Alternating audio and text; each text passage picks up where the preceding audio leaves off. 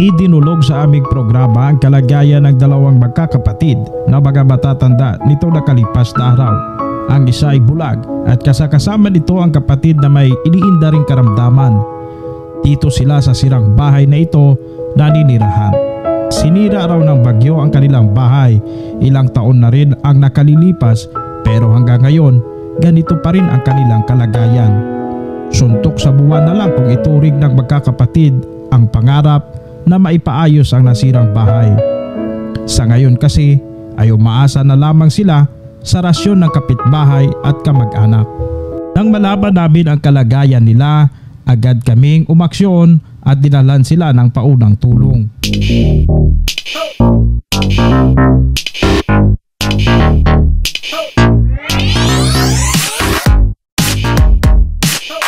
Pinipinturahan na po mga kapobs.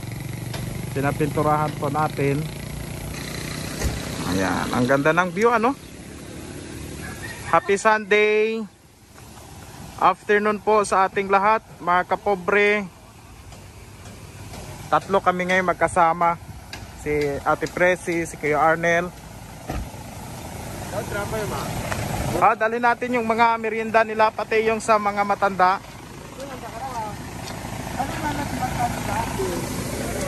Ayan o. At least ay na-maximize natin mga kapobs yung mga materyales. Pinalagyan natin dito ng para ko sa amin dito. Sinasabi, tinatawag nating balkonahe. Balkon ba? Good afternoon. Ayan siya yung bahay nila. Ayan na. So, ay maganda na kasi ito yung balkonahe niya o. Yung sobrang mga materyales pinadugtong natin dito. Ayan. Para ano po?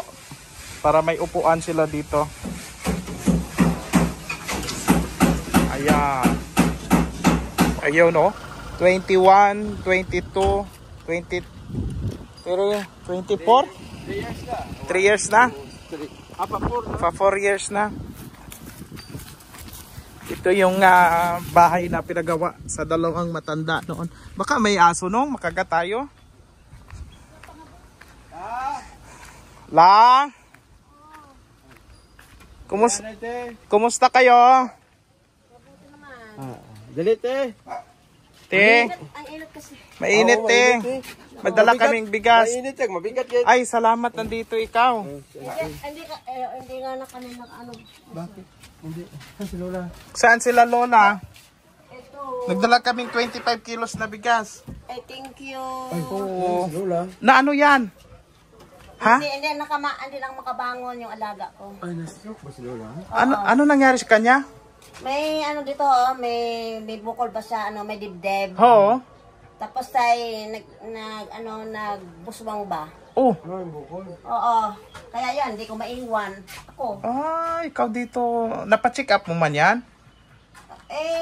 Noon doon napacheck up wala pa siyang bukol ngayon lang. Nakabukol siya? Oo. Tag nun dito pang nagdalaw pa si Sir Arce. Opo. Sino po kayo? Ako po si Archie. Sir Arce kaya? Oo. I think... Oo. Hindi ba ako sa radyo na po kayo?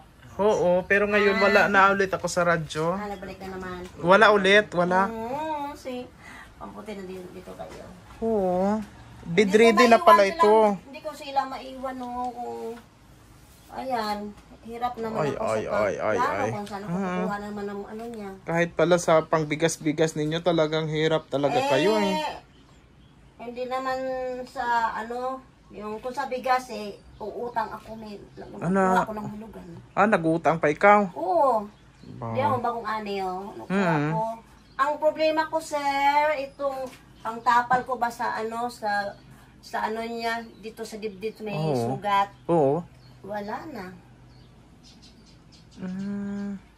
Dapat ito madala sa ospital?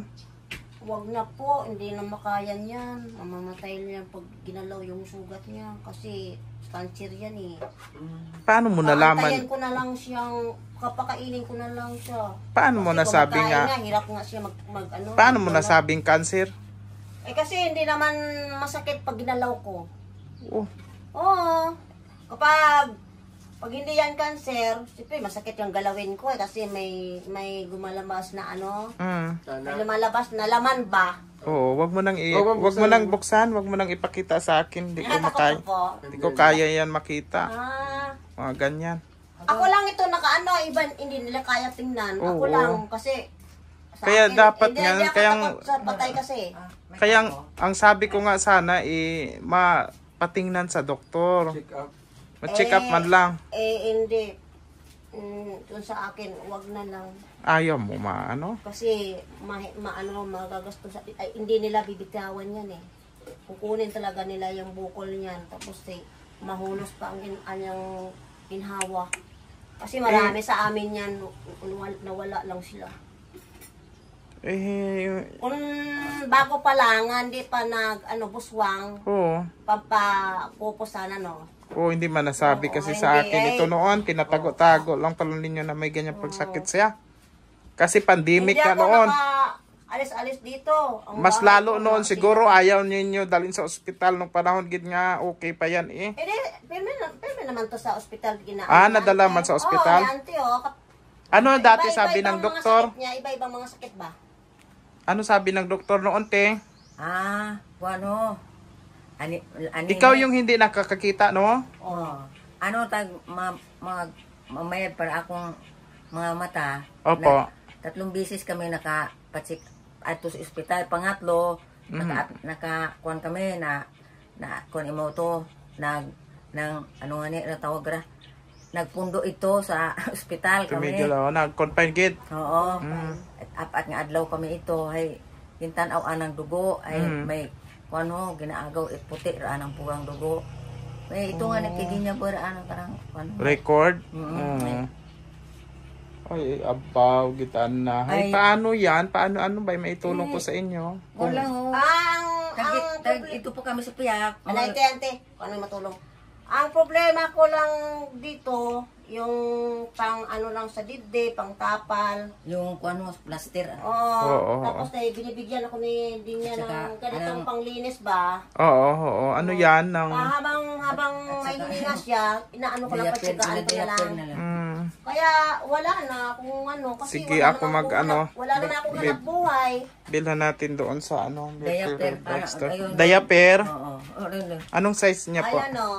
Medium siguro. Hindi niya rin nagbigay niya. Okay. Medium siguro. Tingnan mo nung kung anong size. Medium. Tapos pang plaster daw, pang plaster. Medium. Plaster lang Medium. Mabuti nga itong medium ginagawa tsaka natin na binibisita natin yung mga sukat ba yun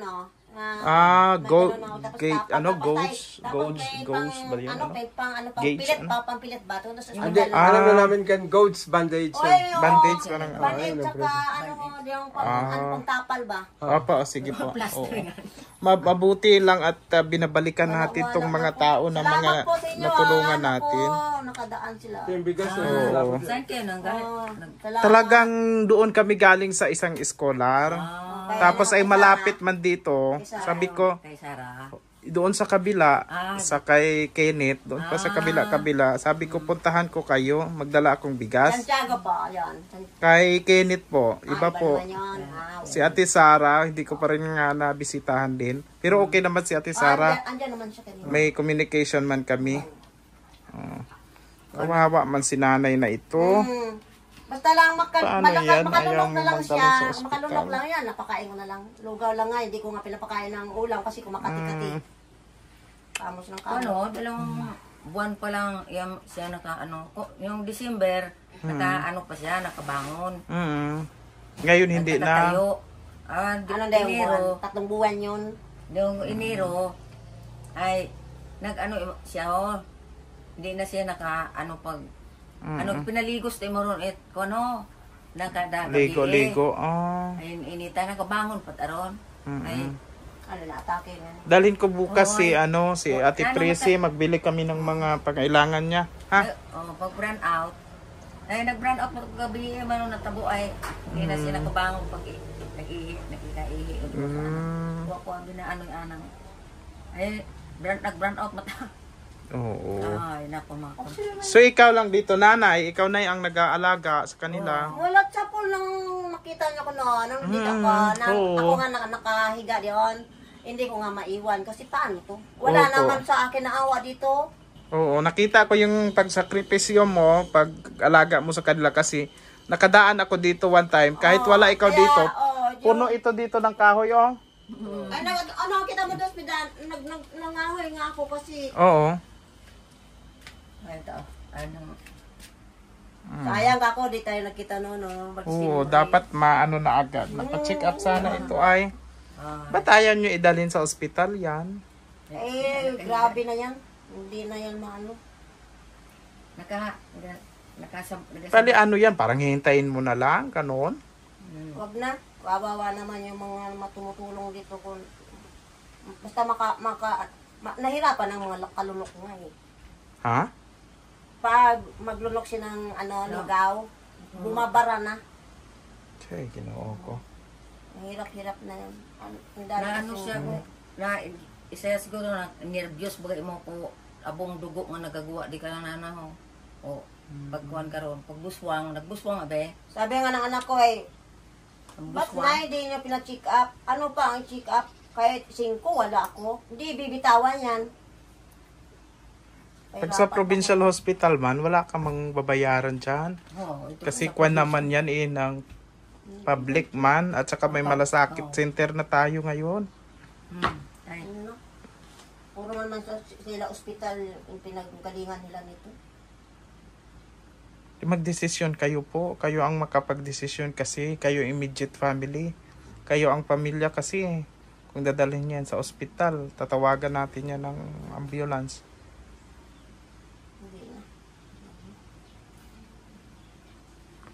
Sige, magbalik kami bukas ha.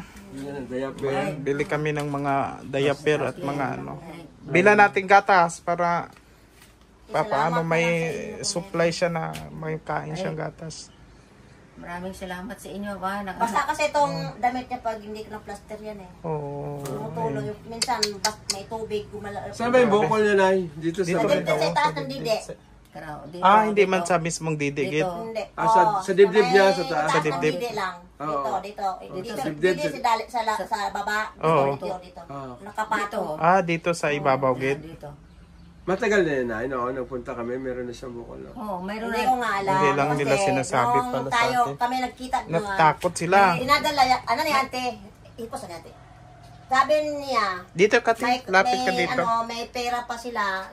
Dinadala yan sa ospital. Ay, ayaw man ipadala. Dahil wala naman daw siya nadaramdaman. Tapos naman yung... Dahil yung kinakain nila, marumi. Marumi ang tubig na kinukunan. Ngayon, ay, ayan. Maganda na kinukuha. Iniinit ko na. Kasi nga, nung panahon na pumunta kami noon, ang tinitirhan man nila doon. Oo, may wala tubig sila... sa kanal. Galing man doon sa tangkal at saka sa ganas na may bumba ba. At matagal silang nakatira doon sa nakadapa na bahay. Madumi talaga doon. Nakita ko yun. Kaya nga, pinagawaan natin siya ng ganito. panis. Yan, iniltor siya. Tapos binilang ko ng gamot. Nakuha naman.